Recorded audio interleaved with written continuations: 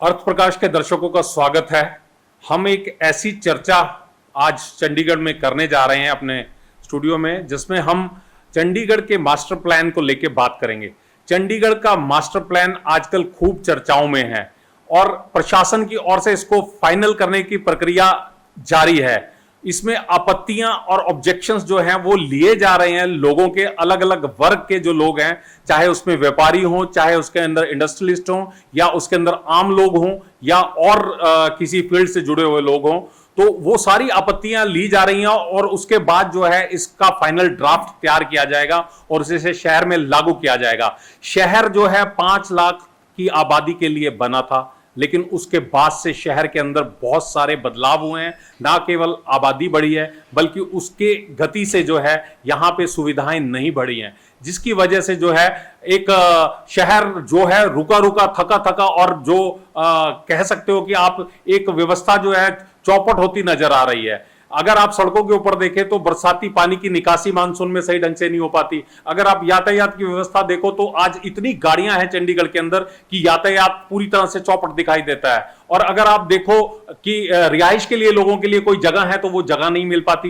व्यापारियों के लिए, इंडस्ट्रियलिस्टों के लिए देखो, एफएआर बढ़ाने की लगातार मांग कर रहे हैं, लीज होल्ड से फ्री होल्ड करने की लगातार मांग कर रहे हैं, और भी कई सारी दिक्कतें जो इनको फेस हो रही हैं। उन दिक्कतों की वजह से जो है ये परेशान हो रहे हैं और प्रशासन से मांग कर रहे हैं कि इन समस्याओं का जल्द से जल्द निवारण ना किया तो यहां से ना केवल व्यापारी बल्कि इंडस्ट्रियलिस्ट और भी लोग यहां से पलायन करना शुरू कर देंगे, क्योंकि इनको जो है कोई आगे हल दिखाई नहीं दे रहा। प्रशासन के सामने इन्होंने अपनी मांगे रखी हैं। आइए हम इन्हीं से जानते हैं कि किस तरह की आपत्तियां इन्होंने जो है दर्ज करवाई हैं और क्या क्या ये व्यापारी वर्ग यहां, जो कि एक रीढ़ है, एक किसी भी अर्थव्यवस्था की रीढ़ होता है व्यापारी, और एक बहुत बड़ा अमाउंट जो है टैक्स के रूप में चंडीगढ़ को ये व्यापारी वर्ग और इंडस्ट्री वाले लोग दे रहे हैं। आइए इन्हीं से जानते हैं किस तरह की इनकी दिक्कतें और क्या आपत्तियां जो इन्होंने दर्ज कराई हैं, क्या सुधार चाहते हैं इसमें।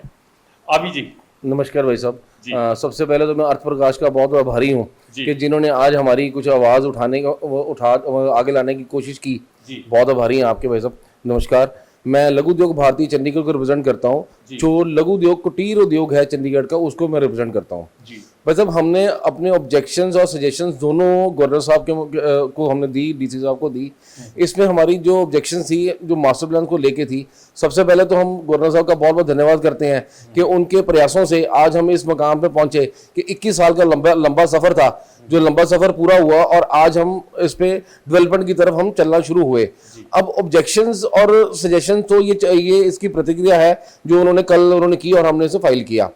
इसमें इन्होंने भाई साहब सबसे पहले इन्होंने एफएआर के ऊपर इन्होंने बोला कि एफएआर हम जो करेंगे वो छोटे प्लॉट्स के ऊपर भी हम 2 एफएआर देंगे। एक्सेप्टेबल, हम बड़ा आभारी हैं कि हमें उन्होंने मौका दिया।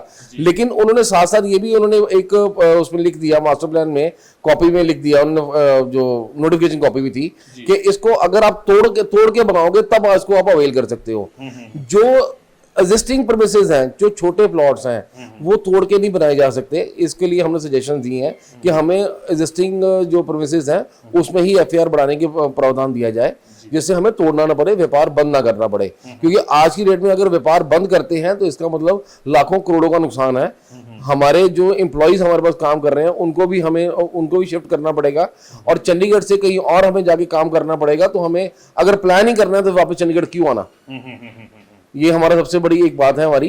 और दूसरी जो आपके इंफ्रास्ट्रक्चर की बात है, इंफ्रास्ट्रक्चर डेवलपमेंट जो काम था भाई साहब, वो 2006 में जब इन्होंने अपनी कन्वर्जन पॉलिसी लेके आए थे, 11,000 करोड़ रुपया इनके पास कलेक्ट हुआ था, जिसमें ये अखबारों में भी आया था और वहां पर नोटिफिकेशन में लिखा हुआ है कि ये पैसा चंडीगढ़ के इंडस्ट्रियल एरिया में इंफ्रास्ट्रक्चर डेवलपमेंट में लगेगा, जो कि नहीं लगाया गया।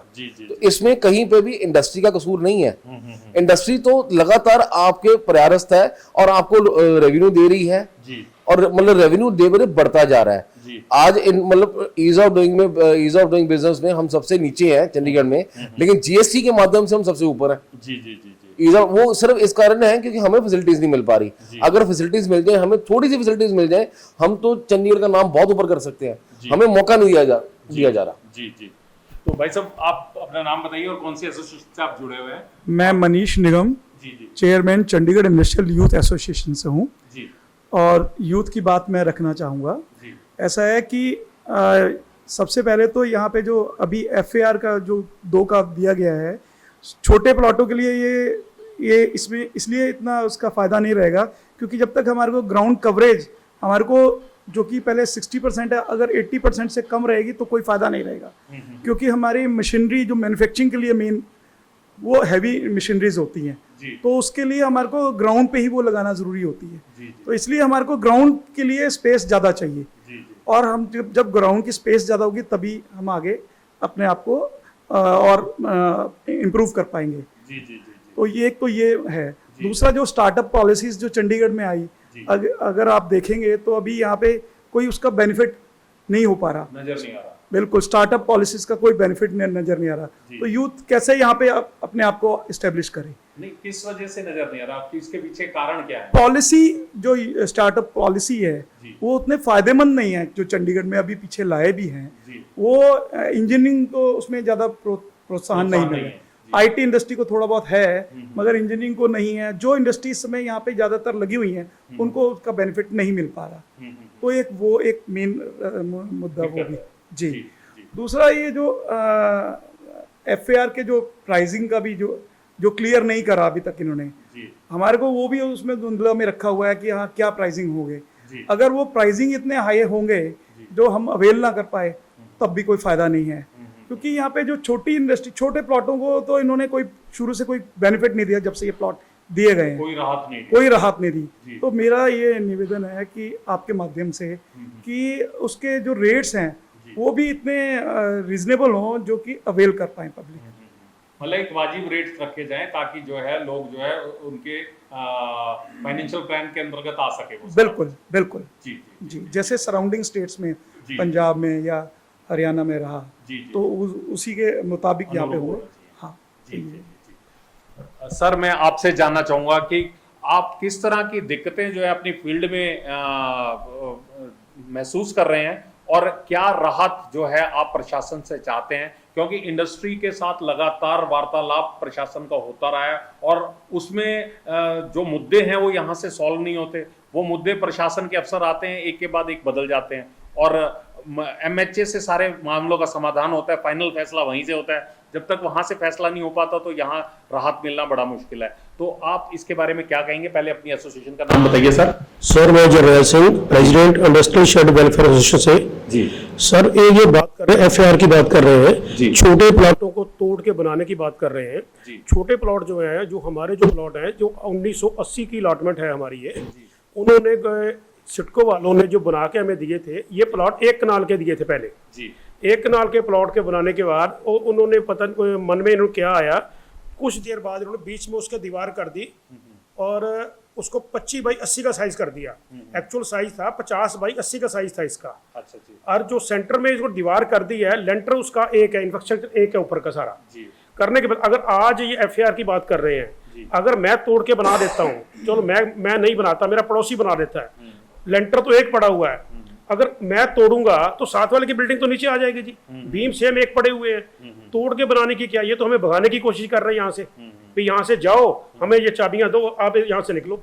ऑलरेडी मोस्टली जो लोग यहाँ से जा चुके हैं, डेराबस्सी जा चुके हैं जी। और दूसरी सर बात है, एक अंडरपास की बात हम कल भी करके आए, कल भी हमने बात करी थी, फेज 1 से फेज 2 को जोड़ने के लिए एक अंडरपास बना दें तो ट्रिब्यून चौक से रश बहुत कम हो जाएगा। हमें वहां जाने के लिए जिस भी आदमी को जाना पड़ा, ट्रिब्यून चौक से फेस 1 जाना पड़ता है जी पहले जी। अगर यहाँ बन जाए सर, सभी बहुत हमें आराम मिल जाए। सड़कों का बहुत बुरा हाल है इंडस्ट्रियल एरिया का, उस तरफ तो इनका ध्यान ही नहीं है, तो कुछ थोड़ी छोटी मांगे हैं और ये सर यही है हमारी। जी जी सर, आप बताइए कि आप क्या परेशानियां फील कर रहे हैं और कौन सी एसोसिएशन आपकी जुड़ी हुई है व्यापार जगत से? पहले तो मैं आपका अर्थ प्रकाश का बहुत बहुत आभारी हूं कि उन्होंने आज हमें अपने स्टूडियो में बुलाया और हमारी व्यापारियों की आवाज़ एडमिनिस्ट्रेशन तक पहुंचाने का बीड़ा लिया। मैं योगेश कपूर, व्यापारी एकता मंच चंडीगढ़ को रिप्रेजेंट करता हूं। मैं स्मॉल और मीडियम प्लॉट ओनर्स की तरफ से आज अपनी एक बात रखना चाहता हूं कि एडमिनिस्ट्रेशन के पास हम बहुत बार मिले हैं, बहुत बार हमने गवर्नर साहब को मिले हैं, बहुत बार हम DC साहब को मिले हैं, हमारे चीफ सेक्रेटरी साहब को भी बहुत बार मिले हैं, फाइनेंस सेक्रेटरी साहब को भी बहुत बार मिले। सभी ऑफिसरों का पहले तो आज बड़ा दिल से धन्यवाद है कि उन्होंने एटलीस्ट कुछ सुना तो सही हमारा, चाहे उनको सुनने के लिए 25 साल ही लग गए, लेकिन 25 साल बाद हमारी कुछ सुनवाई हुई है जिसमें कि वो तैयार हुए हैं कि वो जो चंडीगढ़ का मास्टर प्लान है जिसको उन्होंने प्रपोज किया, जिसमें उन्होंने कुछ एफआईआर बढ़ाया। अब हम कल अपने सुजेशन और ऑब्जेक्शंस ऑलरेडी फाइल कर चुके थे। कल मैडम प्रेरणा पुरी जी, उनकी अध्यक्षता में दिल्ली से भी टीम आई हुई थी जिन्होंने हमारी बातें सुनी। हमने उनको बताया कि आपने जोनिंग फैसिलिटी अलाउ करी है और 2 एफआईआर दिया है, तो उसमें आपने सारी चीज़ें अभी क्लियर नहीं करी। अब क्लियर क्या नहीं करी कि 125 गज के प्लाट दिए हुए हैं जी, मरला प्लॉट्स ओनर है, 125 गज के प्लाट हैं, 250 गज के प्लाट हैं, 500 गज के प्लाट हैं। आप बताइए कि 60% के अकॉर्डिंगली कैसे उसमें वाइबिलिटी निकल जाएगी काम करने के लिए। और सेकेंडली ये कहते हैं कि हमने इंडस्ट्रियल एरिया एज पर इंडस्ट्री चलाने के लिए दिया हुआ है। तो मैं प्रशासन से ये पूछना चाहता हूँ कि 125 गज के प्लाट, ये 250 गज के स्क्वायर गज के प्लाट में कौन सी इंडस्ट्री आज की डेट में चलेगी? जो यहाँ पे इंडस्ट्री ऑलरेडी थी अंडर अ कन्वर्जन पॉलिसी, वो यहाँ से पहले ही प्लान कर चुके हैं। उदाहरण के लिए हमारा बहुत बढ़िया जो एलांटे मॉल है, यहाँ पे फाइजर फैक्ट्री थी। अब फाइजर यहाँ से जब शिफ्ट हुई तो जो हाँ फाइजर फार्मा की जी, यहाँ फाइजर फार्मा थी। अब फाइजर फार्मा यहाँ से जब शिफ्ट हुई तो इंसुलरी छोटे छोटे प्लांट जो लगे हुए थे जो उनको केमिकल सप्लाई करते थे वो भी यहाँ से शिफ्ट हो गए। अब वो जब शिफ्ट हुए तो हमें अपनी लाइफ को सर्वाइव करने के लिए हम क्या कर सकते थे इन प्लॉटों में? हमने यहाँ पे ट्रेडिंग स्टार्ट कर दी। जब हमने ट्रेडिंग स्टार्ट करी तो प्रशासन ने हमें बिल्डिंग मिसयूज के नोटिस देने शुरू कर दिए। अब बिल्डिंग मिसयूज के नोटिस को अभी हम सर्वाइव ही कर रहे थे, उसके लिए प्रशासन के पास अपनी दिक्कतें बता ही रहे थे, तो इन्होंने बिल्डिंग वायलेशन के नोटिस देने शुरू कर दिए। अब आप एक चीज बताओ कि आज इन्होंने मास्टर प्लान 2031 में एफआईआर तो दे दिया, वहां कहां टाइटल क्लियर किया है कि जिस आदमी का कागजों में करोड़ों रुपए की पेनल्टी ऑलरेडी इन नोटिस के अगेंस्ट खड़ी है जो बिल्डिंग वायलेशन और मिसयूज के हैं, तो वो जब तक क्लियर नहीं होगी ये उनको एफआईआर कैसे देंगे? दूसरी चीज, जब इन्होंने 1975 में इंडस्ट्रियल एरिया के प्लॉट अलॉट किए तो सारे प्लॉट लीज पे अलॉट किए। अब मैक्सिमम लोग अंडर कन्वर्जन पॉलिसी जब यहाँ से बेच के चले गए, हमारे जैसे लोगों ने यहाँ पे जीपीए पे प्लॉट खरीद लिए, पावर टोनी पे प्लॉट लिए। अब इंडस्ट्रियल प्लॉट्स के टाइटल ही क्लियर नहीं है, तो ये उनको एफआईआर कैसे दे देंगे उन टाइटल्स पे? उसका कोई भी प्रपोज्ड जो एफआईआर का इन्होंने दिया है 2031 मास्टर प्लान का, उसमें कोई जिक्र ही नहीं किया हुआ। तो कल मैम से मैंने यही पूछा कि आप इनको कैसे कन्वर्ट करोगे? हमारे मिसयूज वायलेशन के notice under one time settlement, इसको आप रिमूव करो। अननेसेसरी हमें लिटिगेशन में डाल रखा है आपने, पूरा शहर आज लिटिगेशन में है। ये तो गवर्नर साहब का हम बहुत दिल से शुक्रिया अदा करते हैं कि उन्होंने एक इनिशिएटिव लेके ये कुछ तो पॉलिसी लाए। जब 25 साल बाद ही जागा है हमारा एडमिनिस्ट्रेशन, एटलीस्ट 25 साल बाद हमारा एडमिनिस्ट्रेशन जागा है, तो अब वो जब जागा है तो कुछ वन टाइम सेटलमेंट की स्कीम लाए, जो वायलेशन मिसयूज के जो नोटिस हैं इनको खत्म किया जाए और हमें proper FIR with ground coverage minimum 80% के साथ यहाँ ग्राउंड कवरेज दिया जाए। अब सारे 1975 के प्लॉट्स हैं, उसके अकॉर्डिंगली आर्किटेक्ट नॉर्म्स बने हुए थे। अब जो चीज़ 1975 में, जैसे आपने शुरुआत में कहा कि 5 लाख लोगों के लिए शहर बसा था, अब 5 लाख लोगों के लिए शहर बसा था जब, तो डे बाय डे चीज़ें चेंज हो रही हैं। शहर में तो इन्होंने फैसिलिटी दी, पहले जितने भी शोरूम थे चंडीगढ़, आप वहाँ पे शो कम फ्लैट बना सकते थे, वो इन्होंने शो कम फ्लैट ऑफिस कर दिए कि आप ऑफिस बना सकते हो। ऑफिस बनाने के बाद ऊपर का इन्होंने कवरेज एरिया अलाउड कर दिया। पहले जितने भी कोल डिपो थे वहाँ सिर्फ कोयला बेचा जा सकता था, इन्होंने समय को देखते हो वहाँ पे कमर्शियल एक्टिविटी अलाउ करा दी कोयले की, आप कोयला अलाउड कर सकते हो। पहले घरों में क्लिनिक नहीं खुल सकते थे, पॉपुलेशन बढ़ी, इन्होंने क्लिनिक अलाउड कर दिए। एसटीडी पीसीओ नहीं चल सकते थे, लेकिन उस वक्त की डिमांड को समझा इन्होंने एसटीडी पीसीओ अलाउड कर दिए। पेन गेस्ट नहीं रख सकते थे, समय की फिर डिमांड आई, पेन गेस्ट रख दिए। लेकिन प्रशासन को 25 साल लग गए इंडस्ट्रियलिस्ट की आवाज सुनने के लिए, कि उनकी नीड्स को सुनने के लिए 25 साल लगे, और 25 साल बाद हमारा प्रशासन जागा है। लेकिन फिर भी हम स्वागत करते हैं कि चलो 25 साल बाद ही जागे हैं, कुंभकर्ण की नींद थी वो भी जाग गई है। तो अब भगवान रामचंद्र जैसे अयोध्या का उद्घाटन किया है हमारे मोदी साहब ने, तो हमें तो यही लगता है कि हमारे भी यहाँ पे अयोध्या का ही एक तरह का मंदिर का ही उद्घाटन होने जा रहा है। सर मैं एक चीज जानना चाहूंगा, आपने बोला एंसिलरीज और जो आपकी ट्रेडिंग की जो परमिशन सरकार ने दी थी, कुछ नोटिफिकेशन शायद ये भी जारी हुआ था, तो उसमें जो मिसयूज की पेनल्टीज आ रही हैं, तो किस किस तरीके से जो है किस किस एंसिलरीज कौन कौन सी यूनिट्स हैं यहाँ पे और उनकी कौन सी एंसिलरीज है, और मिसयूज ट्रेडिंग जो आपने बात करी, हाँ जी, उसमें किस तरह की दिक्कतें आ रही हैं? सर दिक्कतें यही है ना, मैंने आपको पहले ये बताया कि प्रशासन ने मिसयूज और वायलेशन तो खुद करवाया है, किसी भी व्यापारी ने मिसयूज या वायलेशन नहीं करा, क्योंकि ये खुद 2006 की जब 2005 में कन्वर्जन पॉलिसी आई थी, जब कन्वर्जन पॉलिसी आई थी तो पूरे इंडस्ट्रियल एरिया के लिए आई थी कि चाहे वो 5 मरले का प्लॉट है, चाहे वो 8 एकड़ का प्लॉट है, जितने भी मरले का एकड़ का प्लॉट है सबके लिए अलाउड थी। लेकिन बाद में इन्होंने उस पॉलिसी को अमेंड करके 2 कनाल एंड अबव प्लॉट्स को सिर्फ कन्वर्जन पॉलिसी दे दी। अब जब कन्वर्जन पॉलिसी दे दी, जो छोटे छोटे एनर्जी प्लांट थे यहाँ से चले गए। अब वो अपनी सर्वाइवल के लिए, अपनी जीविका के लिए तो वो क्या करते, उनको ट्रेडिंग करनी पड़ी। अब जिन लोगों ने ट्रेडिंग शुरू करी, अब उनको माल रखने के लिए स्पेस चाहिए था। अब स्पेस चाहिए था, उन्होंने फर्स्ट फ्लोर भी बनाया, तो इन्होंने नक्शे पास नहीं किए, तो इन्होंने उसको बिल्डिंग वायलेशन दे दी। जब उन्होंने ट्रेडिंग स्टार्ट करी तो इन्होंने उनको मिसयूज दे दिया। हमने प्रशासन से ये भी पूछा कि जो आप मिसयूज के नोटिस दे रहे हो, ये मिसयूज तो तब है ना कि यहाँ पे हमने हेयर सलून खोल लिया हो, ठीक है जी, या हमने दर्जी का काम शुरू कर दिया हो। हम तो इंडस्ट्री के रिलेटेड जो सर्विसेज है वही कर रहे हैं, इलेक्ट्रिकल का सामान बेच रहे हैं, क्रॉकरी का सामान बेच रहे हैं, हार्डवेयर है, शीट मेटल है, जो इंडस्ट्री को ही चीजें चाहिए। तो इसमें ट्रेडिंग के लिए क्या दिक्कत है? तो जबकि पूरे हिंदुस्तान में ट्रेडिंग अलाउड है। आप एक छोटा सा उदाहरण देना चाहूंगा मैं आपको, एक आप मेघालय है हिंदुस्तान का, शायद किसी ने नक्शे में मेघालय को ढूंढने में भी टाइम लगेगा, तो आप मेघालय का पोर्टल खोलो जाके, वन टाइम पोर्टल है, आप वहां पे कोई भी बिजनेस स्टार्ट करना चाहे ऑनलाइन जाए, सिंगल विंडो सिस्टम है कि आप जीएसटी नंबर, आपको जमीन पे लैंड, आप अपनी प्रपोजल डालो, विद इन 7 डे आपको अप्रूवल मिलती है।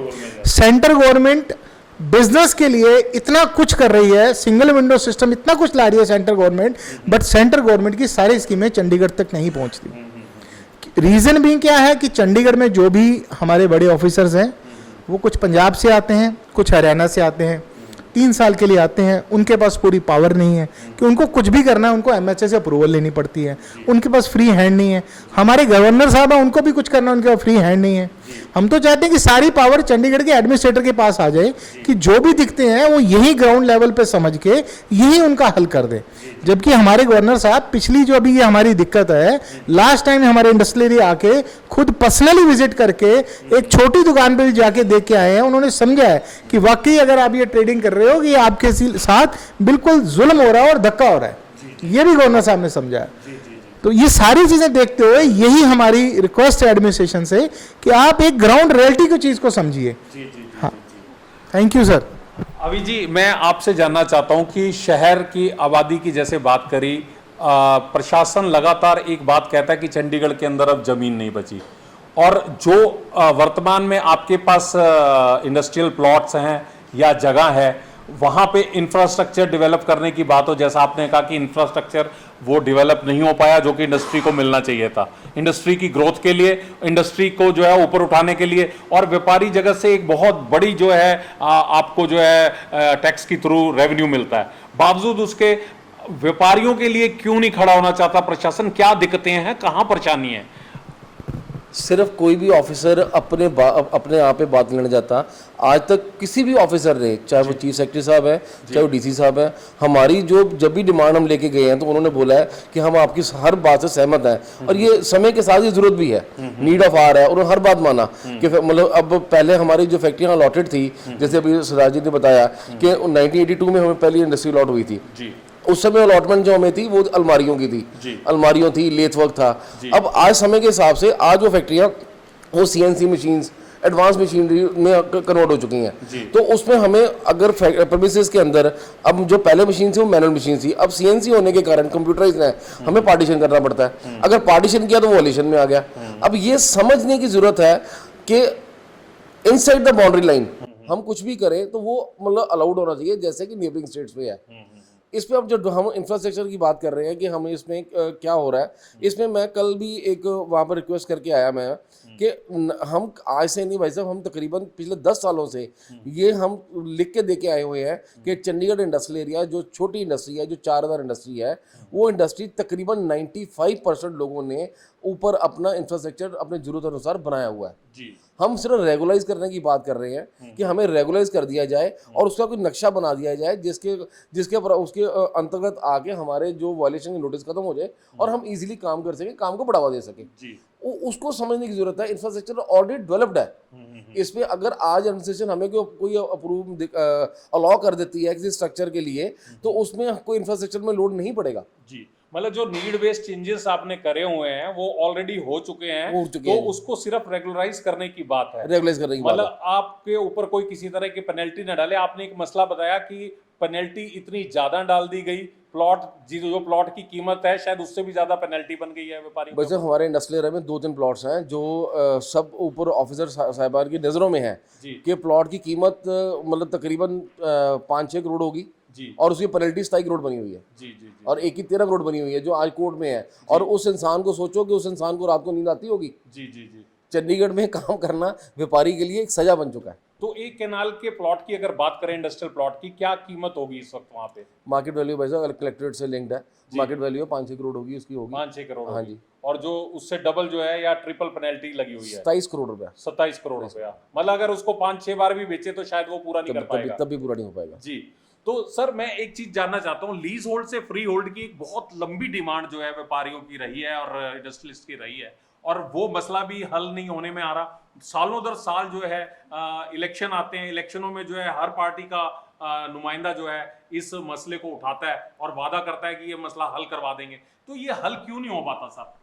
ऐसा है, ये लीज टू फ्री होल्ड का मुद्दा तकरीबन 20-25 साल पुराना है और इसके लिए लगातार प्रयास इंडस्ट्रियलिस्ट लगातार प्रयास करते रहे हैं और हमारे को कई लेवल पे आश्वासन भी मिले शुरू में तो कि हो जाएगा, मगर अभी पिछले कुछ समय से एफआर के मुद्दे लीज टू फ्री होल्ड के मुद्दे पे बिल्कुल ही मनाही हो गई है कि ये शायद नहीं हो पाएगा अभी। तो अब हमारे पास लीज टू फ्री होल्ड के लिए हम बहुत ज़्यादा तो नहीं कुछ कह पा रहे, मगर हमारी ये होना बहुत ज़रूरी है, डेवलपमेंट के लिए ये होना बहुत ज़रूरी है। सर इसमें आपका एक पहले भी आपका प्रश्न था अभी कि स्टार्टअप पॉलिसी क्यों नहीं सक्सेसफुल हो पा रही, मैं उस पर अपनी आपको अनुमति चाहूंगा, उस पर बात करना चाहूंगा। ये जो लीज टू फ्री होल्ड की अभी जो बात कर रहे हैं आप, ये भी उससे लिंक है भाई साहब। अगर न्यू स्टार्टअप पॉलिसी अगर हमने कामयाब करनी है तो नए बच्चे को एक प्रीमिसेस चाहिए, प्रीमिसेस खरीदने के लिए उसे लोन चाहिए, मशीनरी लोन चाहिए।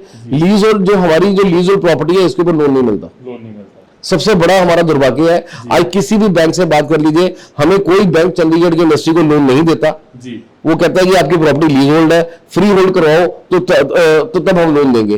फ्री होल्ड की पॉलिसी नहीं है चंडीगढ़ में, इसी कारण जो यंगस्टर्स हैं, जो नई जनरेशन है वो चंडीगढ़ में काम नहीं करना चाहते, वो मोहाली में या डेराबस्सी में जाके वो वहां पर लोन्स लेके काम कर लेते हैं, क्योंकि इतना मतलब फाइनेंशियल आजकल किसी पेरेंट्स के पास नहीं होता कि इतना बिल्कुल, तो उसके लोन लेना ही पड़ता है। तो लोन कैपिटल क्रिएट करने के लिए लोन लेना पड़ता है, जो कि पॉसिबल नहीं है। तो लीज होल्ड फ्री बहुत जरूरत है, ये नहीं हो रहा है, ये भी एक दुर्भाग्य है हमारा जी। सर मैं आपसे जानना चाहूंगा कि पंजाब और हरियाणा सटा हुआ है, मोहाली एक तरफ है, पंचकुला एक तरफ है और चंडीगढ़ बीच में बसा हुआ है, तो मैं जानना चाहता हूं कि यहां की पॉलिसी वहां की पॉलिसियों से, हरियाणा और पंजाब की पॉलिसियों से किस तरह से जो है यहां के व्यापारी को, यहां के इंडस्ट्रियलिस्ट को यहां से जो है प्लान करने को मजबूर कर रही है? सर पहले तो अभी जी ने बिल्कुल पहले ही बोल दिया है जी, जीपीए के ऊपर हमारी जो भी प्रॉपर्टी जीपीए के ऊपर है उसके ऊपर लोन ही नहीं मिलता, तो ऑटोमेटिकली जो व्यापारी है यहाँ से भागेगा जी, बिल्कुल जी। वो अगर जाएगा, अगर बैंक के पास जाते हैं तो वो तो लोन नहीं देता। सबसे पहले मैं ये बताना चाहूंगा, अब इन्होंने पहले भी हमें ये बोला था जब हमारे प्लॉट अलॉट हुए थे 1980 की अलॉटमेंट है, इन्होंने बकायदा बोला 15 साल बाद हम आपके नाम ट्रांसफर कर देंगे, और 15 साल के बजाय हमें ये 40 साल बीत चुके हैं, अभी तक हमारे नाम ट्रांसफर ही नहीं हुए जी वो वाले जी। अगर ट्रांसफर नहीं हुए, जीपीए भी हमारी ट्रांसफर नहीं है या और लीज मनी भी ट्रांसफर नहीं, तो हम क्या कहाँ जाएंगे जी। लोन देने को तैयार नहीं तो वो ऑटोमेटिकली व्यापारी भागेगा यहाँ से जी जी जी जी। इसीलिए लोग जा रहे हैं जिस जो आगे आपने तो एक व्यापार में अपना टाइम काफी गुजार लिया, बिल्कुल। और आगे आपके बच्चे जो हैं आपने उनमें प्रॉपर्टी को डिवाइड करना है, तो ये मसले किस तरह से सुलझेंगे?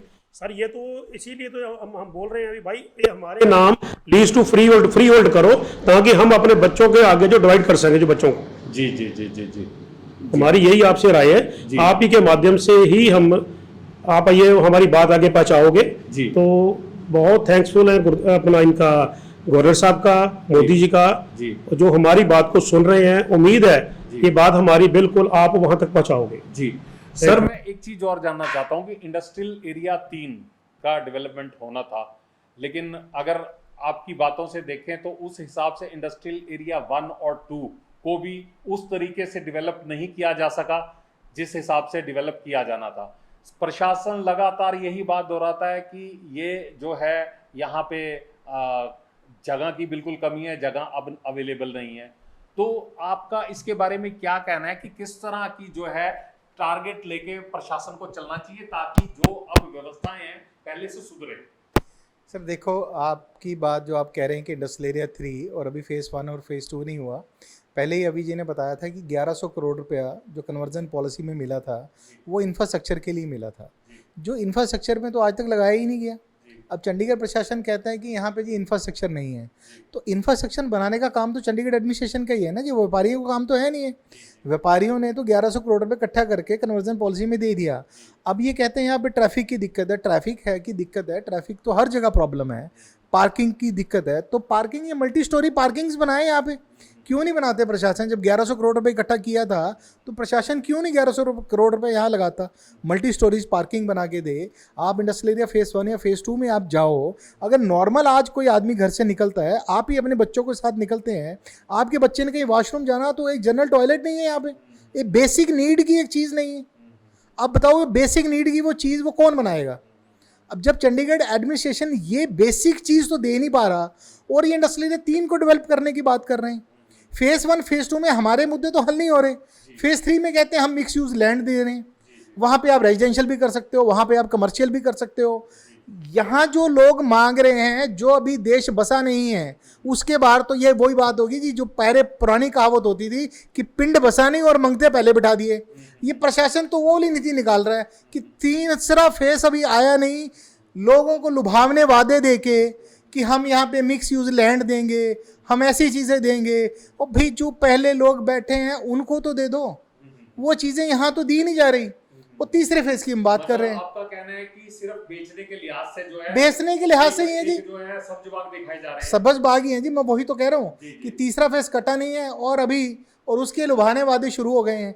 जो फेज बसे हुए हैं जहाँ से आपको करोड़ों रुपए का रेवेन्यू हर महीने इकट्ठा होके जाता है जीएसटी में, उस दोनों इंडस्ट्रियल एरिया को तो आप कम से कम कोई बेसिक सुविधाएं दे दीजिए। मैं तो आपको बेसिक सुविधाएं दे रहा हूँ कि एक जनरल टॉयलेट नहीं है ना फेज़ 1 ना फेज़ 2 में, कि आप अपनी फैमिली के साथ जा रहे हैं, आपके बच्चे ने कहीं वॉशरूम जाना पड़ जाए तो आप कहाँ जाएंगे? तो बेसिक चीज़ें ही नहीं है यहाँ पे। अब बेसिक इंफ्रास्ट्रक्चर ही नहीं जब तक देगा चंडीगढ़ एडमिनिस्ट्रेशन, तो कैसे थर्ड फेज बेचेगा?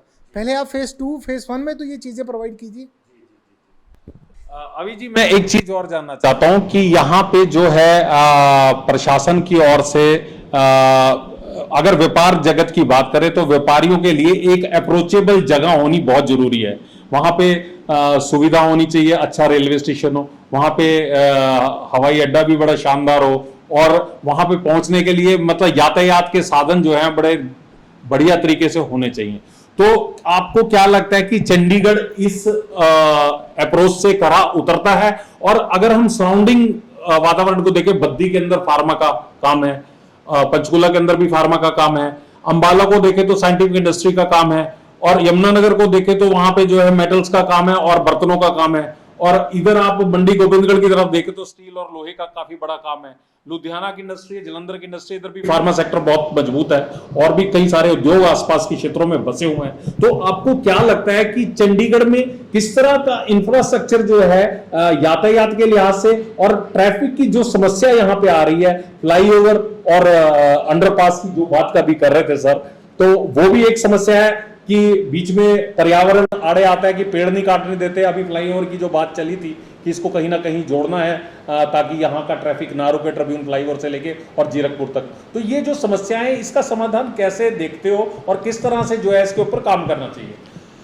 भाई साहब, समय के साथ हमें अपने आप को बदलाव हमें जरूरी है जी। ये इतिहास भी यही कहता है जी। हमें बदलाव करना ही पड़ेगा अगर हमने मेट्रो सिटी या अगला अपने चेंज करना है। जी। अब फ्लाईओवर की जो इतनी लंबी लड़ाई एडमिनिस्ट्रेशन लड़ी, कल मैडम बता रहे थे कि हम सुप्रीम कोर्ट भी जा रहे हैं। ये पर्यावरण को लेके जो उठाया जा रहा मुद्दा, ये मैं इसके सहमत नहीं हूँ, बिल्कुल सहमत नहीं हूँ। ये पर्यावरण, वो आजकल ट्रीज उसे अप्रूव करके कहीं और भी प्लांट किए जा सकते हैं अगर हम चाहें तो, लेकिन एक सिर्फ एक सेगमेंट है जो हमें ये बढ़ने नहीं दिया जा रहा, जिसके कारण शहर बहुत मतलब पिछड़ता जा रहा है। इसको हमें चेंज करना ही पड़ेगा, हमें एक्सेप्ट करना ही पड़ेगा। नहीं तो इसके और सब्सिट्यूट्स भी हैं। अंडरपाथ का भी एक जो सब्सिट्यूट अभी बात हो रही थी, वो भी है। एक पीछे एक आर्किटेक्ट ने एडमिनिस्ट्रेशन में एक उसका प्लानिंग दी थी, अपनी प्लानिंग में प्लानिंग दी थी कि Tribune hello Maaza round about से लेके अंडर रोड एक पाथ निकाला था, अंडर रोड निकाली थी उन्होंने, तो वो अप्रूव भी हो गया था, लेकिन किसी कारणवश वो दोबारा नहीं हो सका। लेकिन हमें प्लान बी लेके चलना पड़ेगा अगर हम ये इसकी यातायात की बात करते हैं। मतलब कोई वैकल्पिक प्लान लेके चलना पड़ेगा क्योंकि ऑब्जेक्शन तो आते रहेंगे भाई साहब। अभी ट्रॉम चलाने की बात हो रही है, लेटेस्ट जो अभी मेट्रो की जगह की ट्रॉम चल सकती है यहाँ पे, और जो साइकिल ट्रैक है इन्हीं के ऊपर चल सकती है। बिल्कुल जी। तो ऐसी चीजों के लिए हमें आपको प्लान भी लेना पड़ेगा। बाकी जो आपने व्यापार की बात की कि मतलब जैसे आपने गोविंदगढ़ बताया, आपने और इंडस्ट्रियल बताए आपने कि वो ग्रो कर रहे हैं, हमारा चंडीगढ़ क्यों ग्रो कर रहा है। चंडीगढ़ में एक ना दुर्भाग्य चंडीगढ़ का ये रहा भाई साहब, जैसे अभी योगेश भाई साहब ने बताया कि यहाँ पर जो मतलब हमारी फीडिंग इंडस्ट्री थी वो यहाँ से शिफ्ट हो गई, जिसमें से पीटीएल थी, पंजाब ट्रैक्टर, महिंद्रा है, गोदरेज है, वो चंडीगढ़ से शिफ्ट हो गए। जो हमारी इंडस्ट्री, हमारी बाउंड थी इंडस्ट्री कि हम उनके साथ इंसल्ट्री से हमारी, तो हम उनको मटेरियल सप्लाई करते थे, वो मारुति भी थी यहाँ पे, वो सब शिफ्टिंग होने के कारण अब हमें यहाँ पर फैक्ट्री आउटलेट्स अलाउ करने चाहिए एडमिनिस्ट्रेशन को। मैं कल भी ये अपील करके आया हूँ, जब तक जो निर्माता है, जो मैन्युफैक्चर है, अपना बनाया माल डिस्प्ले और सेल नहीं कर पाएगा, तब तक वो ग्रो नहीं कर पाएगा। हिंदुस्तान में कोई भी इंडस्ट्रियल ऐसा नहीं है जहाँ पे फैक्ट्री आउटलेट्स ना अलाउड हो, सिवाय एक हमारे चंडीगढ़ में। तो ये फैक्ट्री आउटलेट्स खुलेंगे तो ये व्यापार और बढ़ेगा। जी जी सर, मैं एक चीज और जानना चाहता हूँ। चंडीगढ़ के अंदर बड़े बड़े हॉस्पिटल्स हैं। पीजीआई जो है पूरे नॉर्थ इंडिया का एक दूसरा सबसे बड़ा हॉस्पिटल है। पंजाब, हरियाणा, हिमाचल, राजस्थान, उत्तराखंड, जम्मू कश्मीर, सभी जगह से मरीज यहाँ पे बहुत बड़ी तादाद में आते हैं, और इसके साथ भी इंडस्ट्री बहुत बड़े लेवल पे जुड़ी हुई है, खासतौर से फार्मा से जुड़ी हुई। और व्यापारियों के साथ एक मुद्दा जो आजकल चल रहा है, वो मुद्दा ये चल रहा है कि उसकी सुरक्षा का मुद्दा, उसको लगातार जो है गैंगस्टरों की ओर से रंगदारी मांगी जा रही है, उससे फिरौती मांगी जाती है। जिसका बिजनेस देखते हैं कि ग्रो कर रहा है और ठीक ठाक काम कर रहा है, तो उससे फिरौती मांगते हैं। तो आपको क्या लगता है सर, इसके ऊपर किस तरह से काबू पाया जा सकता है? देखिए, ये पिछले दिनों चंडीगढ़ में इस तरह की वारदात काफ़ी हो रही हैं। सिक्योरिटी पॉइंट ऑफ व्यू से चंडीगढ़ में पहले सिक्योरिटी काफ़ी ज़्यादा रहती थी, मगर पिछले कुछ दिनों में इस तरह की वारदात जो हुई वो बहुत ही गलत हुई हैं। मेरे को ऐसा लगता है कि यहाँ ये सेंटर पॉइंट एक तरह से है, हिमाचल का एंट्री पॉइंट और पंजाब, हरियाणा, सबका यहाँ पे एकदम सेंटर पॉइंट है।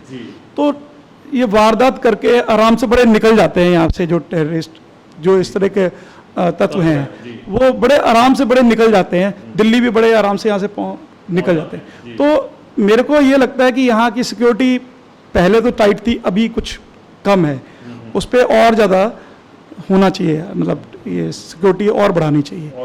हाँ, इंडस्ट्री का जहाँ तक जो आप कह रहे हैं कि हाँ जो रंगदारी अभी बढ़ रही है, तो वो ये भी कुछ वजह है कि यहाँ पर गैंगस्टर थोड़ा सा व्यवस्था जो है थोड़ी सी और दुरुस्त होनी चाहिए, ठीक करना पड़ेगा। जी जी sir, ease of doing business की अगर हम बात करें, ईज ऑफ डूइंग बिजनेस को लेके जो है बड़े सवाल खुद प्रशासन खड़े करता है और खुद उसका जवाब देता है कि अब पहले से बहुत ज़्यादा जो है सहूलियतें हैं व्यापारियों को।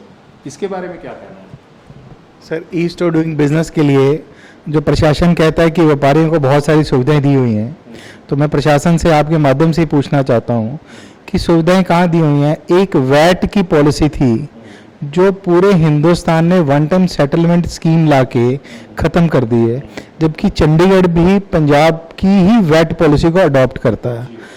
और पंजाब ने तो उसको अमेंडमेंट करके वन टाइम 2 बार पॉलिसी दे दी अपने व्यापारियों। सर हरियाणा ने भी दे चुका है, हिमाचल भी दे चुका है, ये अब चंडीगढ़ प्रशासन नहीं देता।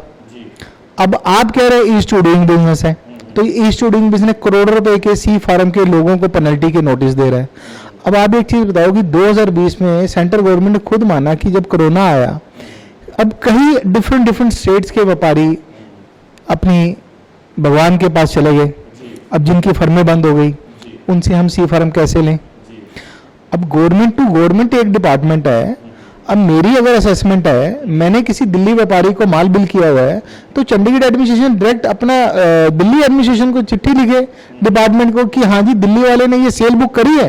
अगर सेल बुक करी है तो अननेसेसरी चीजें खत्म हो सकती हैं। लेकिन चंडीगढ़ का जो एक्साइज एंड टैक्सेशन डिपार्टमेंट है वो खुद ही इन चीजों को खत्म नहीं करता।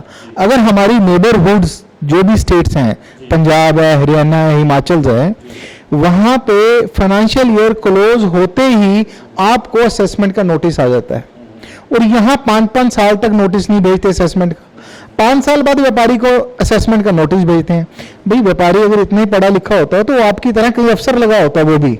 अब व्यापारी है, उसके पास तो इस साल के कागज नहीं समझते। आप 5 साल पहले कहते हो जी कि 5 साल पहले आपने ये वाली बिलिंग उस फर्म को करी थी, इसका सी फर्म दो। नलायकी उनकी खुद की है, गलतियां अपनी है एक्साइज एंड टैक्सेशन डिपार्टमेंट की कि भाई तुमने फाइनेंशियल ईयर क्लोज होते ही क्यों नहीं व्यापारी को नोटिस दिया? तुमने 5 साल क्यों लगाया उसको नोटिस भेजते हुए? 5 साल बाद खुद उनके अपने कागज तो डिपार्टमेंट में मिलते नहीं है और व्यापारियों से सी फार्म मांगते हैं। और जबकि सारी जगह वन टाइम सेटलमेंट की पॉलिसी आ चुकी है, तो ये ईस्ट टू डूइंग बिजनेस की बातें सिर्फ कागजों में ही है। आप ग्राउंड रियलिटी पे अगर जाओगे तो कोई भी ईस्ट टू डूइंग की बात नहीं है। सर पॉलिटिकल विल की अगर बात करें, पॉलिटिकल विल को किस तरह से देखते हैं? क्या राजनीतिक जो एक होनी चाहिए क्षमता, उसके ऊपर क्या कहेंगे आप कि क्या यहाँ के जो प्रतिनिधि हैं, जनप्रतिनिधि हैं, किसी भी पार्टी से जुड़े हुए हैं, तो आपके व्यापार जगत से भी बहुत सारे लोग हैं जो सत्ता में पार्टी है उसके साथ जुड़े हुए हैं, बावजूद उसके समस्याओं का हल नहीं हो रहा? सर इसके बारे में अभी जी पहले भी बता ही चुके हैं जी, और यही जी जी जी जी सर इसमें जो लोकल लीडरशिप है वो सारी प्रयासता है। मैंने जो पहले भी आपको एक बताया, मैंने हमारी लोकल लीडरशिप में कोई कमी नहीं है। लोकल लीडरशिप पूरी ट्राई कर रही है और बड़ी बार हम हमारी तरफ से आश्वासन भी दिए गए, लेकिन प्रॉब्लम आती है कि एडमिनिस्ट्रेशन इसको ओन नहीं करना चाहती। कोई भी ऑफिसर इसको ओन नहीं करना चाहता, उसे क्लोजर पे नहीं करना चाहता। जैसे भी योगेश जी ने बताया कि जो ऑफिसर 3 साल के लिए आता है, वो 3 साल की जब उसे कुछ हमारे एफर्ट समझ आते हैं तो उसकी ट्रांसफर हो जाती है। ये हमारा बहुत बड़ा दुर्भाग्य है। तो इसमें हम मतलब पॉलिटिकल विलनेस की बात नहीं कर सकते। पॉलिटिकल विलनेस तो है ही है, वो तो चाहते ही हैं करना, लेकिन आगे ऑफिसर इसको मतलब क्लोजर पे लाना चाहते हैं। जी, एक आखिरी सवाल करना चाहूंगा। वो बात लेते हैं कि हर बात को, अगर हम कुछ भी लीज टू फ्रीहोल्ड की बात है, हमारी कोई पॉलिसी की बात है, जो पॉलिसी हमारी बन के ड्राफ्ट हो जाती है लोकल लेवल पे, हमारी मतलब ओपन हाउस मीटिंग्स होकर बन जाती है, बाद में एक बात सिंपल सी बात होती है, जैसे हमें MHA भेज दिया हमने, वो MHA से उसे कौन फॉलोअप करेगा वो नहीं होता, बस नहीं होगा। सर एक आखिरी सवाल करूंगा कि अब जो है जनगणना चल रही है और जनगणना में जो है शहर की आबादी मुझे लगता है कि 17-18 लाख के करीब आने वाली है, शायद हो सकता है इससे भी ज़्यादा हो, क्योंकि माइग्रेटरी पॉपुलेशन बहुत ज़्यादा है। तो आपको क्या लगता है कि इंफ्रास्ट्रक्चर उस हिसाब से बढ़ा है और ये और भी समस्याएं ज़्यादा खड़ी करेगा? दूसरा, जो शहर के अंदर पार्किंग की समस्याएं हैं, गाड़ियां इतनी ज़्यादा लोगों के पास घर के अंदर गाड़ियां हैं, उसको खड़े करने की जगह नहीं है, सड़कों के ऊपर गाड़ियां खड़ी हैं, सड़कें चलने के लिए हैं, लेकिन वो सड़कों के ऊपर जो है लोगों की गाड़ियां खड़ी हैं और वो एक परेशानी का कारण बन रहा है। और जहाँ तक ज़मीन की बात है, तो ज़मीन के जो हमारे पास जगह बची है वहाँ पे भी मंजिलें बना के जरूर है, लोगों को बसाया जा सकता है, लेकिन और जगह मुझे लगता नहीं है कि यहाँ पे है। तो आपको क्या लगता है जनसंख्या बढ़ने से समस्याएं और सामने आएंगी या किस तरह की दिक्कतें फील करेंगे? स्टॉर्म सीवर्स का आप देख लो, मानसून आने वाला है और सड़कों के ऊपर इतना पानी खड़ा होता है, उसकी कोई निवारण नहीं है, सड़कें टूटी पड़ी हैं। आज से पहले शायद हमने अपने टाइम में तो चंडीगढ़ की सड़कों का इतना बुरा हाल नहीं देखा जो आज के समय में। तो क्या कहेंगे सर? इसमें प्रॉब्लम तो देखो जो जनसंख्या बढ़ रही है, प्रॉब्लम तो बढ़ती जा रही है, लेकिन इसको मैनेज करने के लिए हमें सिस्टम बनाने पड़ेंगे, मल्टी लेवल पार्किंग बनानी पड़ेंगी। जो EWS क्वार्टर्स हैं जहां पर हमें मतलब मेजर प्रॉब्लम्स हैं, जहाँ पार्किंग इश्यूज है, वहां पर आस पड़ोस में जहां पर हमारे ओपन स्पेसेस हैं वहां पर हमें पार्किंग का उसका प्रावधान देना पड़ेगा, जिसको कि इसको ओन हमारे मतलब मेयर साहब को करना पड़ेगा। ये जब तक नहीं होगा तब तक ये प्रॉब्लम सॉल्व नहीं होगी। बाकी जो आपकी बात रही स्ट्रॉन्ग सीवर्स की, उसमें प्रोसेस चल ही रहा है, वो डेली अखबारों में भी आ रहा है। मतलब जैसे कल वार्ड नंबर 24 में आया था कि स्वच्छता अभियान चला है, वो चल रहा है, वो क्लीनिंग के प्रोसेस चल रहा है, उसमें कोई प्रॉब्लम नहीं है, वो हो जाएगा समय पे हो जाएगा। वो हर डीप क्लीनिंग वाला वो हर वार्ड में चलना है, वो चल रहा है, उसकी प्रॉब्लम नहीं आएगी। पार्किंग के लिए हमें इनिशिएट करना पड़ेगा, वो हमें हर किसी को अपने आप पे एक जिम्मेदारी लेनी पड़ेगी कि हमारी जो कार पार्क है वो प्रॉपरली पार्कड है, रोड पे पार्क नहीं है। उसके लिए जो ओपन स्पेसेस हैं उसके लिए हमें उसके यूज करने की अनुमति मिलनी चाहिए एडमिनिस्ट्रेशन से, ये जरूरी है। तो ये थे हमारे साथ व्यापार जगत से जुड़े लोग, जिनका कहना है कि आगे आगे आबादी बढ़ेगी और उसको जो है उस समस्या से कोप अप करने के लिए प्रशासन को इंफ्रास्ट्रक्चर बेहतर करना होगा।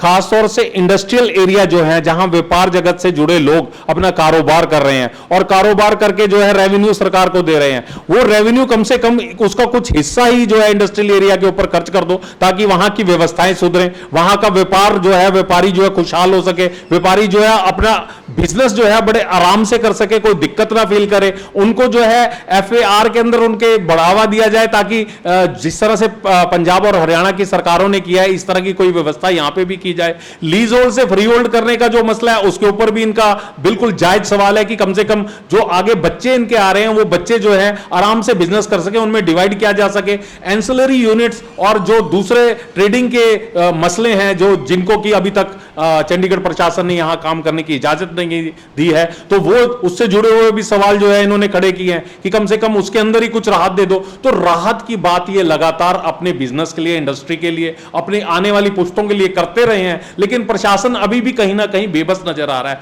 वो बेबसी क्यों है, क्या वजह है उसकी, क्यों केंद्र सरकार की ओर से कोई अड़चन है? और एक जो इन्होंने सवाल उठाया है कि यहां 3 साल के लिए अफसर आते हैं और 3 साल के बाद यहां से चले जाते हैं और उनको वो कोई जिम्मेदारी नहीं समझते, उनको कोई परेशानी नहीं लगती, ईज ऑफ डूइंग बिजनेस की बात करते हैं, लेकिन व्यापारी वहीं के वहीं खड़े हैं जहां आज से 20 साल पहले, 25 साल पहले थे। इनको कोई राहत नहीं मिली, इनके लिए कोई सुविधा नहीं जुटाएगी, कोई तौर तरीके नहीं बदले, वहीं का वहीं जो है प्रशासन खड़ा है, वहीं के वही व्यापारी खड़े हैं, वहीं का वही इंडस्ट्रियल एरिया खड़ा है, वहीं का वहीं चंडीगढ़ खड़ा है। अगर आगे नहीं बढ़ेंगे, ग्रो नहीं करेंगे, यातायात की सुविधा भी वहीं खड़ी है, जो और भी व्यवस्थाएं हैं वो भी बदली नहीं है, तो कैसे ये ठीक होगा मसला? ये अब हम आपके ऊपर छोड़ते हैं, अपने दर्शकों के ऊपर छोड़ते हैं। आप खुद बताइए, हमें अपने जो है सलाह भी भेजिए, अपने कमेंट्स भी भेजिए कि किस तरह से व्यवस्थाओं में सुधार किया जा सकता है। साजन शर्मा, कैमरामैन अजीत कौशल और सरवण के साथ अर्थ प्रकाश के लिए।